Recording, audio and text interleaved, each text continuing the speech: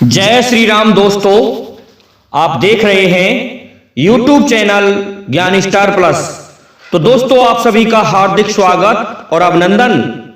आज हमने आपके लिए कमेंट चुना है श्रीमान मुकेश कुमार गुर्जर, गांव लाखनपुर, तहसील सिकराय, जिला दौसा, राजस्थान का। तो दोस्तों, ये लिखते हैं कि वन में जा रहे राम लखन और सीता, वन में जा रहे लक्ष्मण राम, संग में सीता रे, हड्डीन को डूंगर बीच रहा में आयो रे। और आगे लिखते हैं कि हड्डीन का डूंगर कहां से आ गया, हड्डी क्यों इकट्ठी हो रही थी, किसने हड्डियां इकट्ठी की थी। तो दोस्तों, इनका ये रामायण का बहुत ही सुंदर प्रसंग है। इसे सुनने से पहले जिन भाइयों ने अभी तक हमारे चैनल को सब्सक्राइब नहीं किया है, तो उन भाइयों से मेरा निवेदन है कि पहले हमारे चैनल को सब्सक्राइब करें, साथ ही बेल आइकन को भी प्रेस कर दें, जिससे कि आने वाले वीडियो का नोटिफिकेशन आपको मिलता रहे। तो दोस्तों, क्या होता है, जब भगवान राम और लक्ष्मण सीता जी का हरण हो गया तो उनकी खोज में निकलते हैं। आगे जब वन में गए तो एक योजन दूर से ही चारों भाइयों, दोनों भाइयों को एक योजन दूर से अर्थात 4 कोस दूर से उन्हें खाने के लिए किसी राक्षस ने पकड़ लिया। और जब देखा कि वहां पर हड्डियों का ढेर लगा पड़ा था, यह हड्डियों का ढेर कहां से आया दोस्तों, एक कबंध नाम का राक्षस वहां रहता था। तो जैसे ही भगवान राम और लक्ष्मण जी को पकड़ के अपने मुंह की तरफ ले जाने लगा हुए राक्षस, तो इन्होंने उसकी दोनों भुजाओं को काट डाला। जब दोनों भुजाएं काट डाली तो वह राक्षस कहने लगा कि आप दोनों वीर कौन हो, अपना परिचय दीजिए। तो भगवान राम कहने लगे कि आप हमें जानते होंगे, हम राम और लक्ष्मण हैं, लेकिन आप कौन हो, आपका सिर तो कहीं दिखाई देता ही नहीं है, केवल यह ढांचा मात्र दिखाई देता है, कबंध ही दिखाई देता है, इसका क्या कारण है। तो इस पर कबंध कहने लगा कि आज का मेरा बहुत सुंदर भाग्य है जो आप दोनों यहां आ गए और आपने मुझे इस श्राप से मुक्त कर दिया। भगवान राम कहने लगे, ऐसा क्यों? कैसा? इसलिए आप हड्डियों का ढेर देख रहे हो, जो हड्डियों का ढेर दिखाई दे रहा है आपको, ये मैंने ही खा खा के इकट्ठी कर रखी हैं। मैं दनु का पुत्र, बहुत ही सुंदर एक गंधर्व था, परंतु मुझ में एक कमी थी कि मेरा स्वभाव चंचल और मजाकिया था, क्योंकि मैं सुंदर था, गंधर्व जो था। इस कारण से मैं ऋषि मुनियों से हंसी ठिठोली करने के लिए उनको डराया करता था। मेरी समझ में आता, मैं वैसा ही रूप धारण कर लेता था। तो मैंने क्या किया, एक आदत बना डाली मेरी, मैं राक्षसों का सा रूप रख के, भारी भयंकर रूप रख के, और तब ऋषि मुनियों के पास में जाता था। तो ऋषि मुनि बेचारे डर के कारण अपनी गुफाओं में, कंदराओं में छिप जाया करते थे। इस प्रकार से यह मेरा रवैया चलता रहा। मैंने एक बार ऋषि दुर्वासा को भी डराया, और एक मुनि और भी थे, उनको भी डराया। इस कारण से मुझे उन्होंने श्राप दे दिया कि ऐसा है, तुमने जो रूप धारण कर रखा है अब तुम उसी रूप में रहोगे। जाओ, तुम राक्षस होना चाहते हो तो तुम राक्षस ही हो जाओ।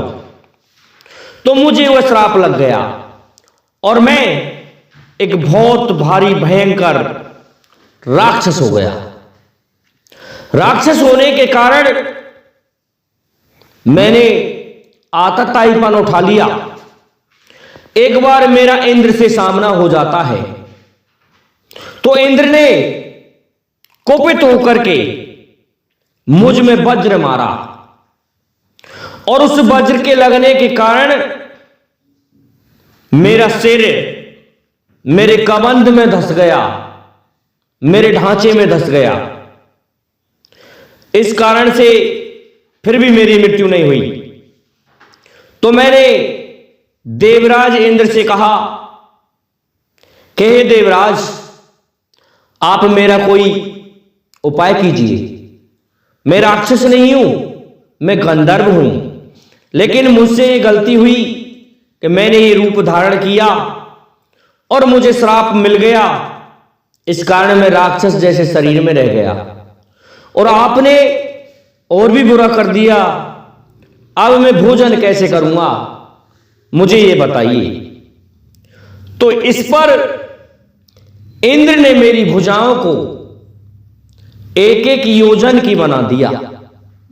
मेरी एक भुजा एक योजन दूर से आराम से अपने शिकार को पकड़ के भोजन कर सकती थी, बाकी में चलने फिरने के मतलब का नहीं रहा और ना ही मुझे दिखता था, क्योंकि मेरी जो गर्दन है वो मेरे शरीर में धंस चुकी है। तो मैं यहां पर जो भी जानवर, मनुष्य आदि जो कोई आता, उसे मैं एक योजन दूर से खींच करके भोजन बना लेता हूं। और ये जो हड्डियां दिख रही हैं प्रभु, ये हड्डियों का जो पर्वत बना रखा है मैंने ही खा खा के बना रखा है, क्योंकि मैं भोजन की स्थिति लायक नहीं रहा। लेकिन ये इंद्रदेव ने मुझ पर कृपा की, इस कारण मेरे हाथों को एक योजन अर्थात 4 कोस दूरी तक मैं बड़े आराम से मेरे हाथ से पकड़ के शिकार को और खा लेता था। लेकिन प्रभु, आज आपने मुझ पर कृपा की और ये मुझे बताया था उन ऋषियों ने जिन्होंने मुझे श्राप दिया था कि ऐसा है, तुम्हारा उद्धार तब होगा जब वन में राम लक्ष्मण सीता जी की खोज के लिए आएंगे और जब तू उनको पकड़ लेगा तो वे ही ऐसे योद्धा होंगे जो तेरी भुजाओं को काट सकेंगे और उन्हीं के हाथ से तेरा उद्धार होगा, बाकी अन्य कोई उपाय नहीं है। इसलिए हे श्री राम, आज आपने मेरा उद्धार कर दिया, ये बहुत अच्छा किया, मुझे मुक्त कर दिया। इस प्रकार से कबंध राक्षस कहने लगा। जब भगवान राम ने अपना परिचय दिया तो कबंध के प्राण निकल गए और कबंध को मोक्ष मिल गया। कबंध उस शरीर से निकल के अपने पहले जैसे स्वरूप में आ गया और भगवान की स्तुति करने लगा और कहने लगा, हे कृपा सिंधु, आपने मुझ पर बहुत बड़ी दया की। आपने, हे दीनानाथ, हे दीन दुखियों के दुख को हरने वाले, हे प्रभु, आपने मुझ पर ये बहुत बड़ी कृपा की है। मैं किन शब्दों से आपका उपकार करूं, मैं किन शब्दों से और किन तरीके से आपका उपकार मानूं। आपने मुझ पर बहुत बड़ी दया की है प्रभु। आज जो आपने दर्शन दिए और मुझ जैसे पापी का उद्धार किया, ऐसी स्तुति करके वह गंधर्व स्वर्ग लोक को चला गया।